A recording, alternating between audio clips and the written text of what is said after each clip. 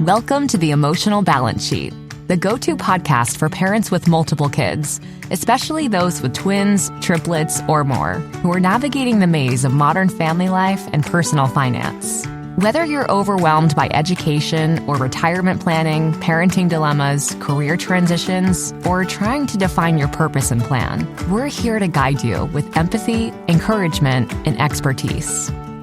Hosted by Paul Fenner, founder of Tama Capital, a certified financial planner and parent to 4 kids, including a set of triplets. Our podcast is your ally in the quest for financial peace of mind, proving that money matters, but family comes first. Subscribe now and join our community of empowered parents at tamacapital.com.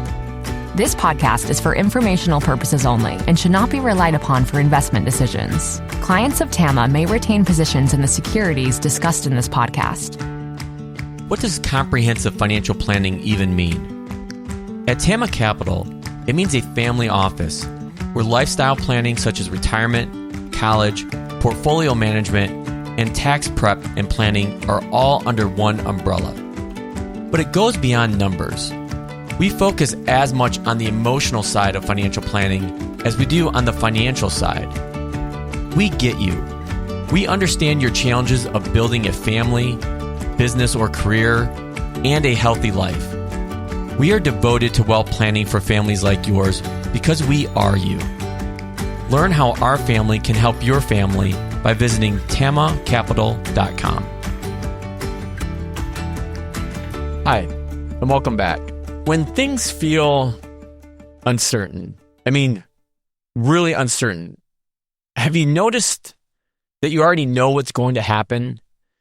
You don't actually know, but it feels like you know. You have a story. And the news, the market data, the conversation at work, it all seems to confirm everything. Most beliefs are self-validating. Angry people look for problems, and they find them everywhere. Happy people seek out smiles, and they find them everywhere.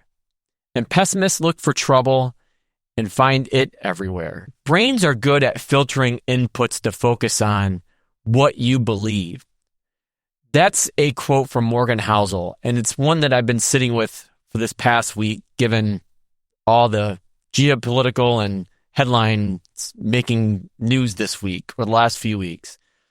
And I keep coming back to this because I think the real danger isn't that the world is scary right now. There's always things going on.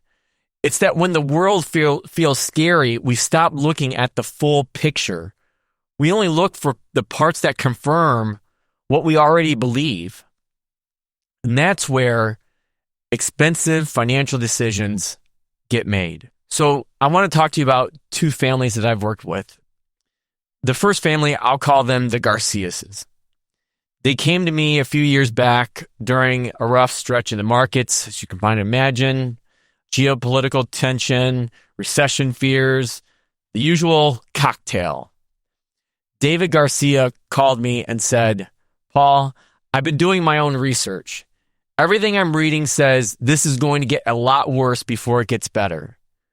We need to move to cash." I've heard that for years. But I asked him what resources had he been reading? What had he been watching? And he listed 6 sources. They were all from the same corner of the internet, of the same news cycle, same perspective, same forecast, same conclusion. He'd been reading for 2 weeks and had found a mountain of evidence. The problem was, he's the one that had built the mountain himself, brick by brick, stone by stone, looking for exactly what he wanted to find. We worked through it. He stayed invested, and his family is fine. The second family went in the other direction. We'll call them the Cameron family. They have 3 kids, busy lifestyle. They came in during the same period, but they had the opposite problem. They had been in the market for years, and things had gone generally well. And the Camerons were convinced this was just another blip on the radar screen. And most of the time it is. The market always comes back, they said, which is true. But they were using that truth to avoid looking at their actual situation. They had too much risk concentrated for the life that they were in today. And the market coming back idea was giving them permission not to deal with it. So you have two different families, two different stories, but stories that felt completely reasonable to both of them. Both stories were incomplete. And here's what I think about when I hear Morgan's quote. Neither the Garcias or the Camerons were or are irrational. They're human. We're all human. Our brains were doing exactly what brains do, finding evidence that confirms the story we've already written. And Theresa and I aren't immune to this either. I mean, I catch myself doing this often, especially when things feel uncertain. I have to make sure I'm course correcting and reading something that I'll notice that doesn't agree with my thesis. I'm not trying to find the confirmation bias. Because when everything you're reading, watching, consuming makes perfect sense, you might not be reaching broadly enough. So here's what I've come to believe after 20 plus years of watching families and people make financial decisions. The story you're telling about your financial life is probably real, but it's also probably incomplete. When things are going well, we tend to attribute to our good decisions. When things feel scary, we start looking for reasons to confirm the fear. Neither story is the whole picture. The pessimist doesn't just see doom in the market. They've been carrying that doom for a long time, likely, in their financial situation. Maybe it started with their parents, who went through a hard period and never fully recovered. Maybe it started with a job loss. I mean, I remember when I went through one and how it changed how I saw risk for a long time afterward. The market headlines don't create the story. They just give it fresh material, new energy. But the opposite, the optimist, I should say, has the same problem but in reverse. They've told themselves that everything's going to work out. And like I've said earlier, they often do. But that story can also generate blind spots. They don't rebalance. They don't reassess. They mistake past performance for a future personal guarantee. So what do we need? We need both. But what we don't need is more information. We have plenty of information, saturated with information. What we need is a reason to look at the information we've been avoiding. My friend Carl Richards has this concept that he calls the behavior gap. And it's the distance between what we know we should do and what we actually do. And I think one of the main things that lives in this behavior gap is this. We stop looking at the full picture because the full picture becomes uncomfortable. A pessimist who examines their own resilience has to give up the comfort of that fear story. And an optimist who looks at their real risk exposure has to acknowledge that they may be more vulnerable than they thought. Both feel like losses. But here's the thing about confirmation bias and financial decisions. It's not just an intellectual problem. It has a real price tag. Families who panic sell during downtimes and wait for confirmation that it's safe to get back in, they just don't lose money on the way down.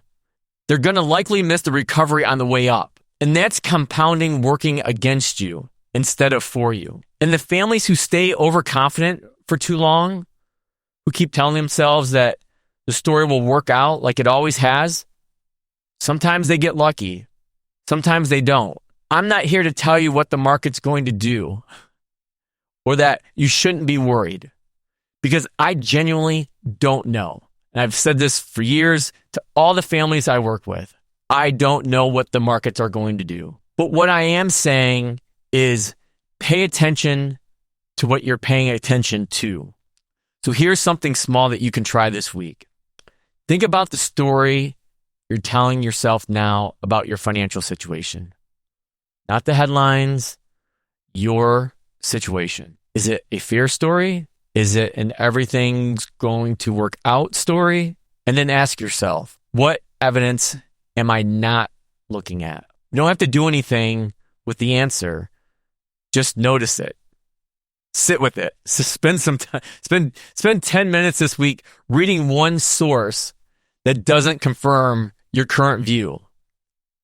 And I'm not expecting this to change your mind, but I hope that you see what you find. The goal isn't to be an optimist or a pessimist.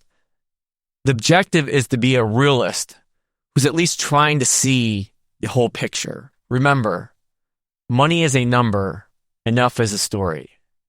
Make sure you're writing your own story.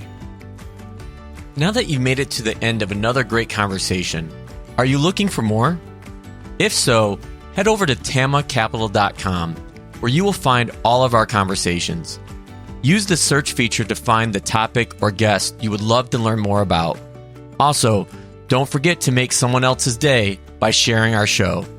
Thank you so much, and we'll see you next time.